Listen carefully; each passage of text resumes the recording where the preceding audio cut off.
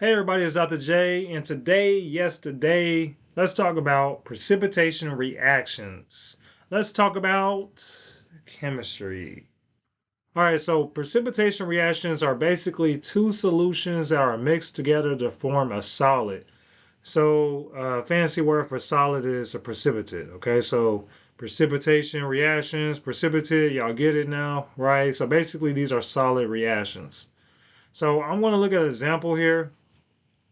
And then, this is really 4 steps when it comes to these reactions. Let's break them down. All right, so say we got potassium carbonate, K2CO3, all right? And we have nickel 2 chloride, all right? Nickel 2 chloride, NiCl2. And we mix those two, right, solutions together. And what's going to happen is they form a precipitate. So our solid, right? They mix together to form a solid.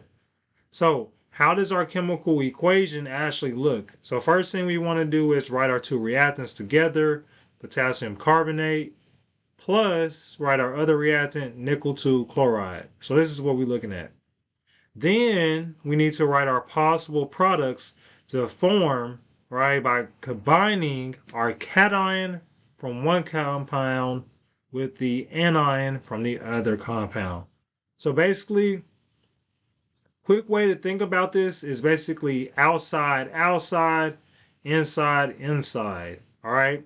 So with the outside, basically our potassium's on the outside, my chlorine's on the outside.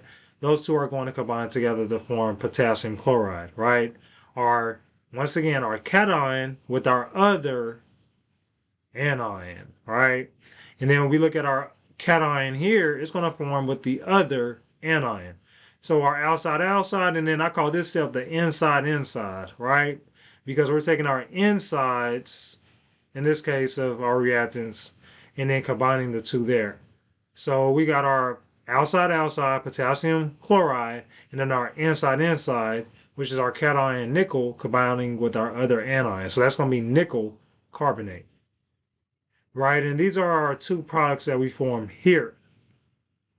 Now, from here, we need to decide, well, is it soluble or insoluble? And based on our solubility rules, right? Check that video out, going over solubility rules. But based on our solubility rules, potassium chloride, we know is going to be what? Soluble, right? Because potassium is a alkali metal. So we understand that all alkali metals are going to be soluble. Now, what about nickel carbonate? Well, carbonates are normally going to be insoluble. And if it's not one of those exceptions to the rule, once again, I highly recommend checking out that video. Then it's going to be insoluble, which in this case, nickel is not the exception. So we have an insoluble compound here. And then right here, right, 4, we're going to write a new balance equation. Potassium carbonate AQ, right, plus nickel chloride, right, gives me nickel carbonate and our potassium chloride, which in this case, I will balance this equation because, of course, we know it's real when it's balanced, right? Conservation of mass, like we mentioned before. 2, put that here. So now we got two potassiums, and then everything else is kind of balanced now when we add this two chlorines. If we look at our carbonates, I got one carbonate, and then of course I got one nickel. So everything's balanced for this step here. So one other thing I want to mention here is gas evolution reactions. This is basically when we take our two aqueous solutions, mix them together, and then it's forming a gas product instead of a solid product. Okay, and how do we know we're forming a gas product? Well, we want to see some bubbles out of that solution. So I basically have this list here. We're going to go over it quickly, but basically, if you have a compound that's reacting with an acid, so for example, sulfites, the equation, right, for the formation of gas is going to look something similar to this. Our acid with our sulfide forming our gas. In this case, we got our H2S. Okay, this is the gas that's being produced here.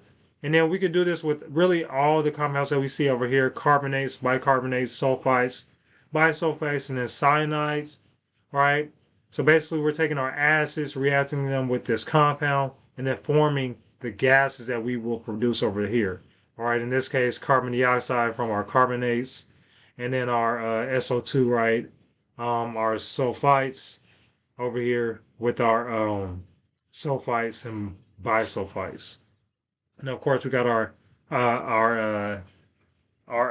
acid being produced in our gas here with our cyanides.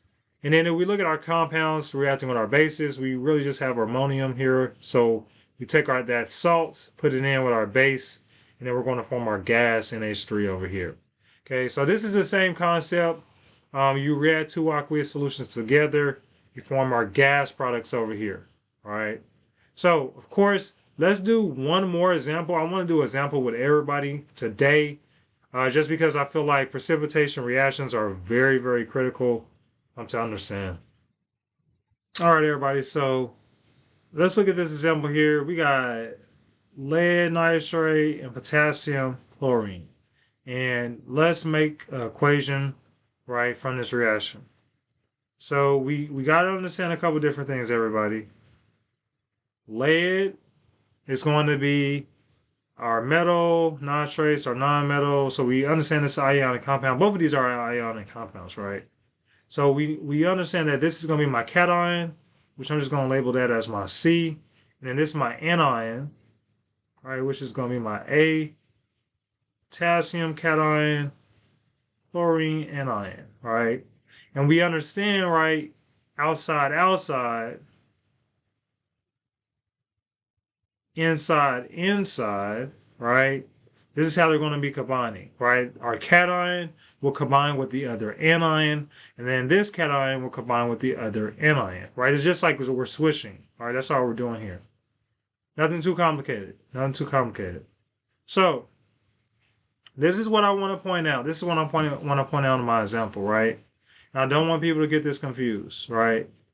Is that pay attention, right, to how we go about combining these cation and anions together. So we understand that when we combine those together, right, it's going to be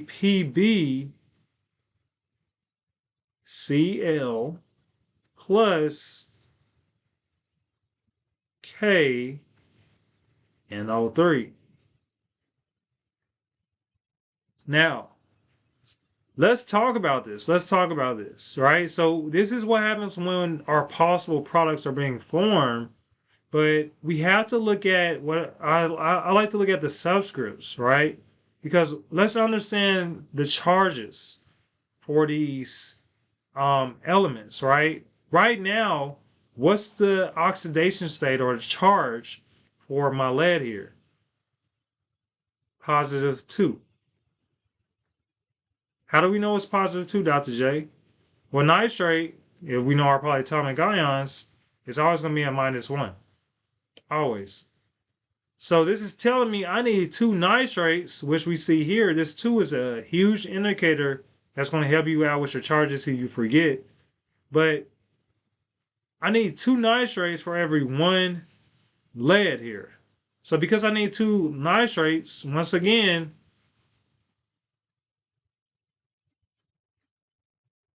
all right, so if we understand right, I need 2 nitrates for every 1 lead, right? Because we got to understand this is a neutral compound. You got a neutral compound, overall, right, you should have a net charge of 0, right? Because it's neutral. Same thing over here.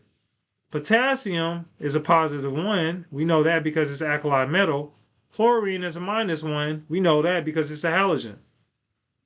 So a +1 minus -1 got to be 0, right? Neutral compound.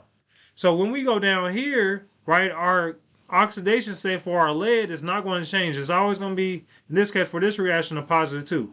Now we understand with transition metals, it can have multiple oxidation states. For these type of reactions, the oxidation state will not change, right? It changes when we look at redox reactions. Check out that redox reaction if y'all want more about that. But let's talk about precipitation reactions, right? So lead is +2, right? It's keeping that the same. Chlorine is -1. We're going to keep that the same. Our potassium is positive 1, just going on this side. Keep that the same. And then our nitrate is -1, right? So in order for our neutral compound, this is what I was talking about. If it's neutral, you got to understand it's going to equal 0. So right now, right, my lead is 2, but my chlorine is -1. Is that going to get me to 0? 2 minus 1, is that 0? No, it's not, right? So how many chlorines do I need to get me to 0? I'm going to need 2 chlorines, right? Because the oxidation state stays the same. You are not changing the oxidation state for precipitation reactions. You do not change that. The only thing you can do is change this subscript.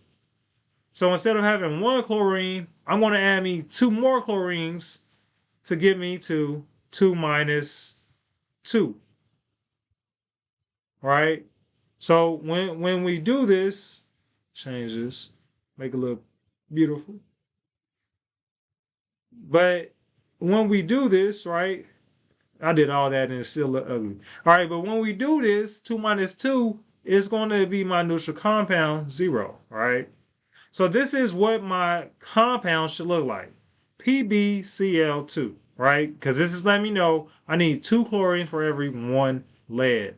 If I go on this side, right, another neutral compound, well, potassium is +1, nitrate is -1, so 1 minus 1 is 0. We're looking at a neutral compound. We good. So I don't need to do anything with my subscripts over here, right? They're fine how they are in this case. So now what we see here, right, is we have our lead nitrate reacting with our potassium chloride to form our lead chloride potassium nitrate. And then I'm going to put, right, we gotta put our this is AQ, it's aqueous. AQ was aqueous. And then we need to figure out which one is going to be soluble, which one's insoluble. Are they both soluble? What is that looking like, right? So if we look right at, I want to look at potassium nitrate first because I see the potassium here. I know potassium is a alkali metal.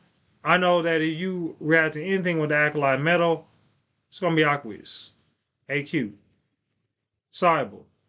Let's look at this other one, this other product that we got. So chlorine, right, is a halogen. Normally, our halogens will be soluble. However, we think about our rules. If you combine our chlorine with our lead, then this is actually insoluble. So this forms an insoluble compound. So when we mix our lead and chlorine together, it forms an insoluble compound. So I'm going to put an S here, right? S. It lets you know that this is forming a solid here. And then this is what our chemical equation is going to look like now. However, you always got to know, we got to balance this stuff out here. So now let's go to balances. So I showed you guys how to balance before. Once again, check that video out. But I'm about to show you guys a little cheat code, a little shortcut. So remember in that video from before where we talked about balancing them out by each element? Feel free to do that. But let me show you this other way. So PB, I see that's 1 and 1, right? We good on that note. But what about, let's balance them out by the polyatomic ion instead of each individual element. So if I got 2 nitrates here, how many nitrates I got over here? I got 1. Let me put a 2 there to balance out my nitrates. Bam. So when I do that, okay, my nitrates, I got 2 because it's coefficient 2. I got 2 nitrates because it's subscript 2.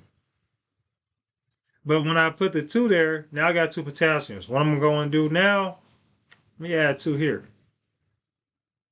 Bam. So now I got 2 potassiums, 2 nitrates, 2 nitrates, 1 lead, but now let's look at our chlorines because I added that 2 there.